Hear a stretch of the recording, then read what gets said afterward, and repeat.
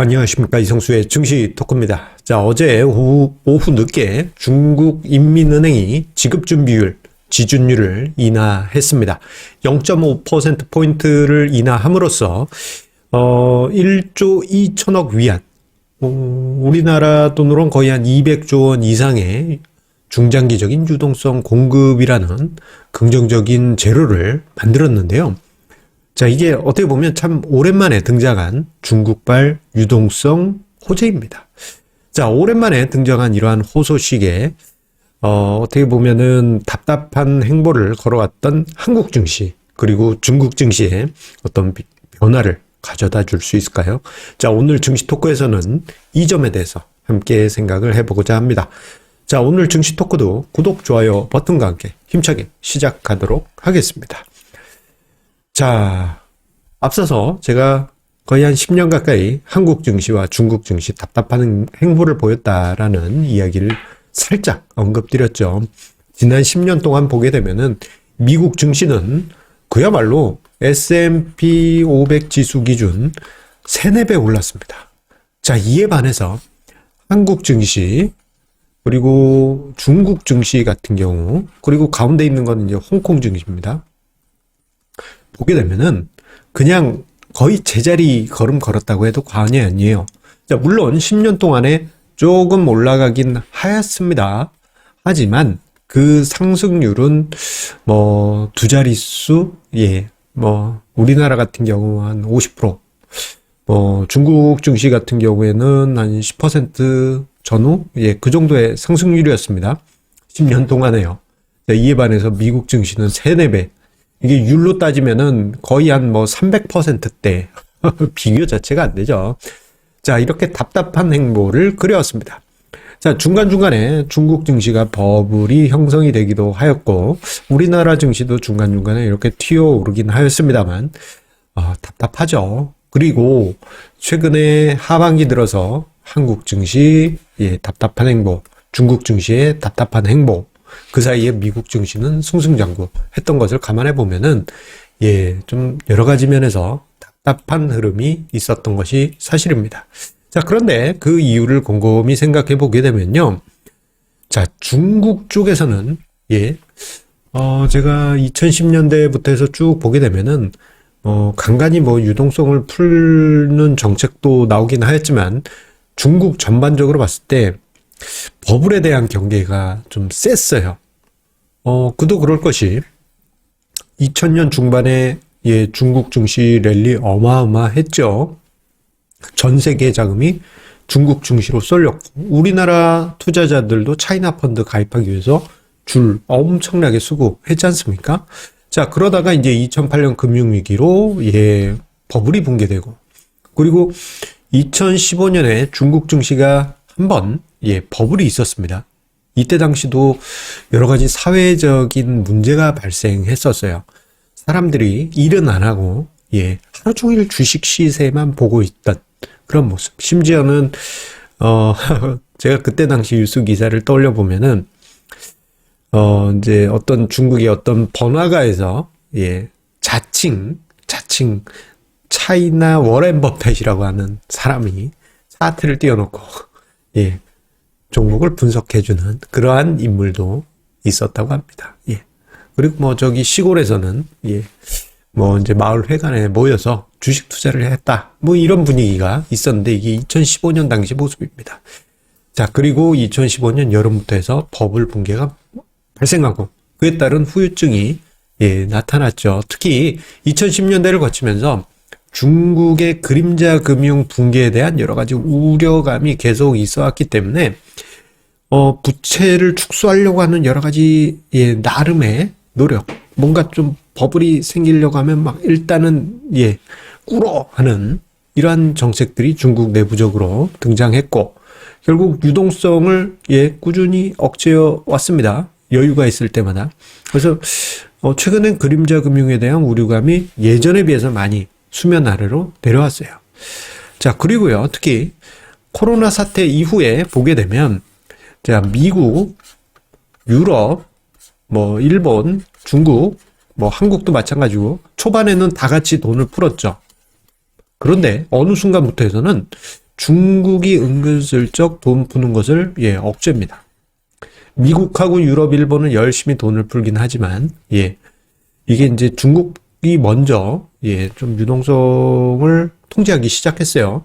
먼저 코로나를 겪고 먼저 겪고 조금 이제 여유가 생기니까 그러려니 했는데 생각해보면 중국이 먼저 이렇게 유동성을 억제하면서 미국이나 유럽보다는 유동성 컨트롤에서 여유가 생겼습니다.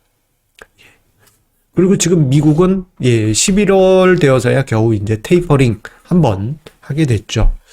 자, 이런 상황에서 중국 내부적으로 홍더 사태, 여러 가지 기업들의 디폴트 이야기 등등이 나오다 보니까 결국 자, 지준율을 인하하게 되었죠. 지준율 8.4%로 0.5%포인트 인하였습니다. 자, 여기서 지급준비율, 잠깐 설명을 드리면요.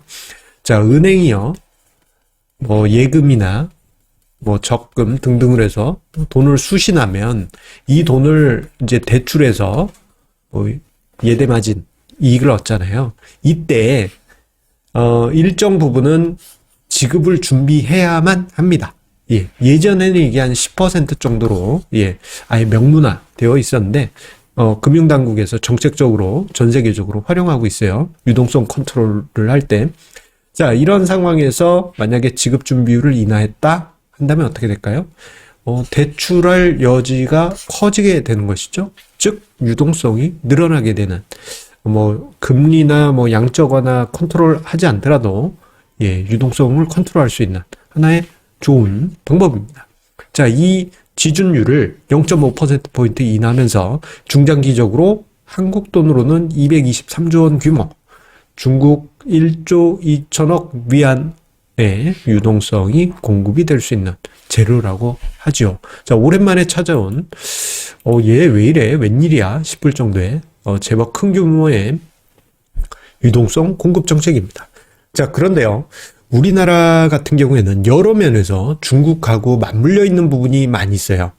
그러다 보니 중국 증시에 여러 가지 영향을 종종 그리고 자주 받곤 하죠.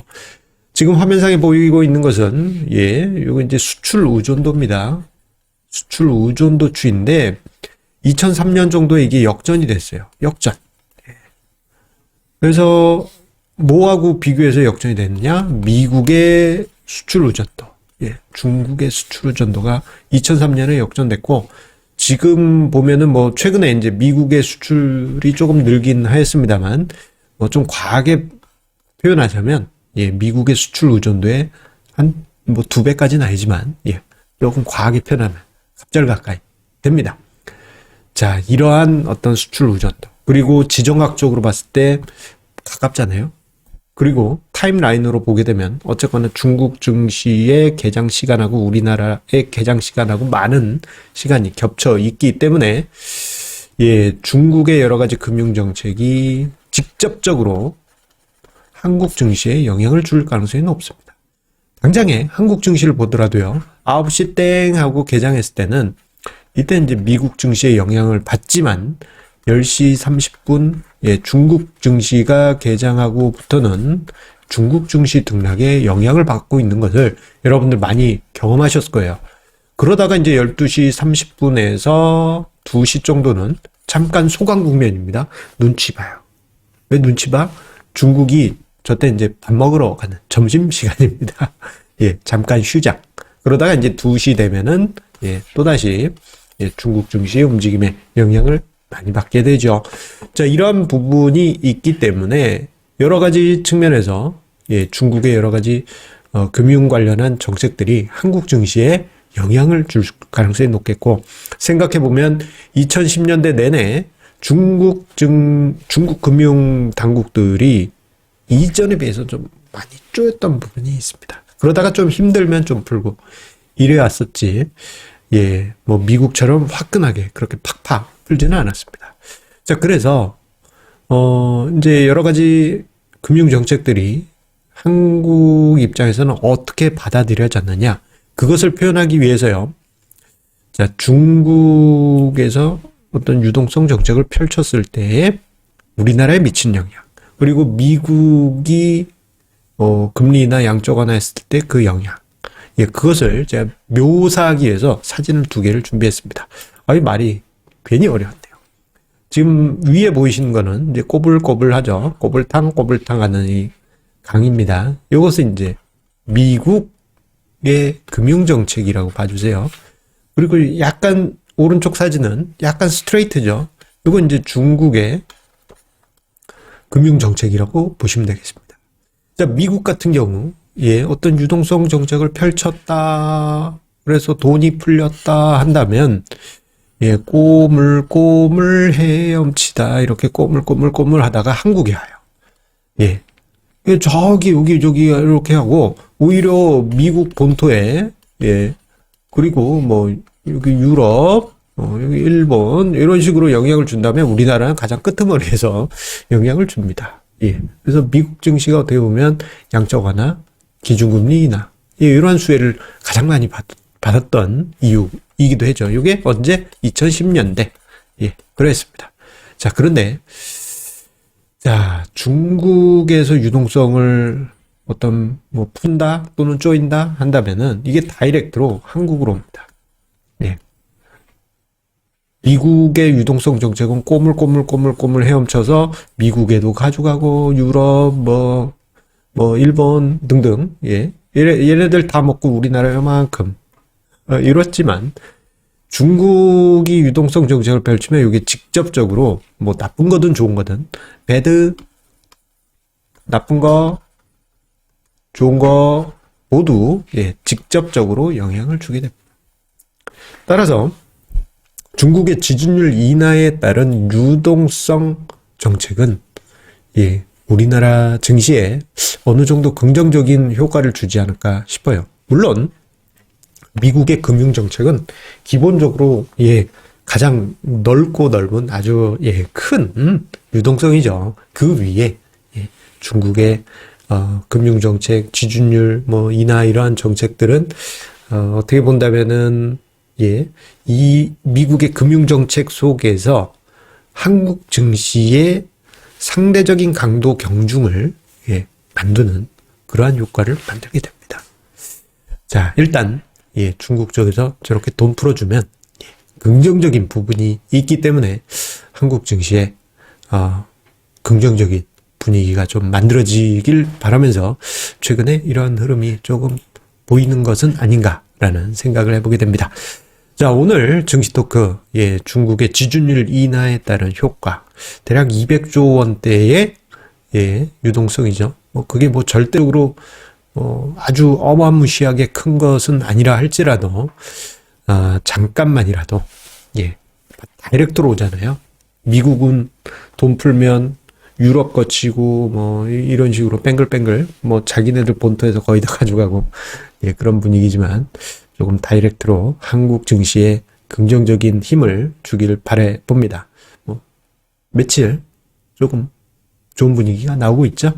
예. 이런 분위기 계속 이어지길 바라면서 여러분들의 선곡 투자 기원 드립니다. 감사합니다.